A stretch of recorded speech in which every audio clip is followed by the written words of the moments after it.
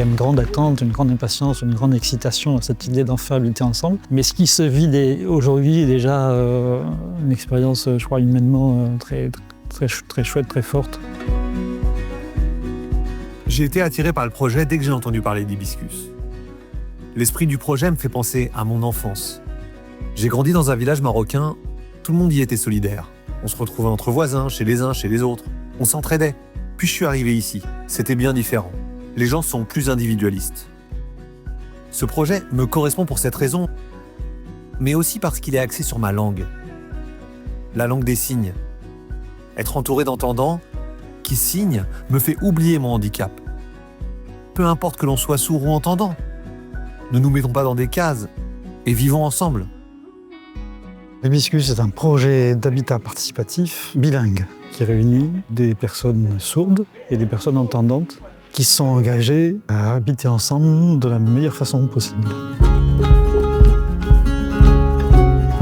Hibiscus, c'est 2 immeubles conçus avec les habitants dans le quartier d'Ampalo, à Toulouse. Un immeuble de 23 logements locatifs, un immeuble de 30 logements en accession à la propriété. Il y a également des espaces partagés et un café associatif en langue des signes autour de la culture sourde. Moi, j'aime beaucoup tout ce qui est coopératif de manière générale. Et donc, trouver un groupe de personnes avec qui vivre dans une grande ville comme Toulouse, c'était quelque chose qui m'intéressait. Au lycée, déjà, j'avais déjà fait un petit peu d'initiation à la langue des signes. Et donc, quand j'ai vu ce projet-là se monter, c'était un petit peu tous les voyants qui s'allumaient en même temps. Parce qu'on est d'accord pour faire des efforts, pour tous communiquer ensemble.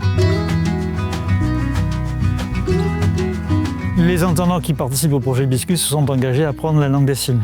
Donc on a mis en place des cours tous les 15 jours, gratuits pour les personnes entendantes qui sont engagées dans le projet. Notre fille Shams, elle a 5 mois et depuis un moment, elle aime trop les mains, les doigts. Du coup, on la ramène avec nous dans les cours et elle va grandir avec d'autres enfants qui vont parler la langue des signes. On verra bientôt comment elle va absorber tout ça et qu'est-ce que ça va donner dans le futur. Il y a une prise de conscience que la différence est un enrichissement et qu'habiter un immeuble avec des gens différents, ça ouvre des perspectives, de l'accès à une culture différente, à un mode de pensée différent. C'est aussi un projet intergénérationnel. Je ne veux pas me retrouver seule et isolée plus tard. Je veux faire partie d'un groupe, échanger. Ici, il y a des entendants formés à la langue des signes et des sourds que je connais bien, que je vais pouvoir côtoyer. Ça me fera du bien. L'habitat est un vecteur d'insertion sociale. Avoir la capacité de lier des relations de voisinage et de s'inscrire dans un quartier, c'est essentiel pour s'insérer dans la cité. Donc c'est un des objets d'Hibiscus, permettre à des personnes sourdes d'habiter ensemble le même immeuble et qu'ils puissent construire avec un groupe d'entendants un projet collectif. Recevoir le prix du coup de cœur de la Fondation pour l'édition, c'est un formidable encouragement pour nous. Ça va être aussi un encouragement incroyable, je crois, pour les habitants eux-mêmes. Le projet peut inspirer d'autres projets ici et ailleurs.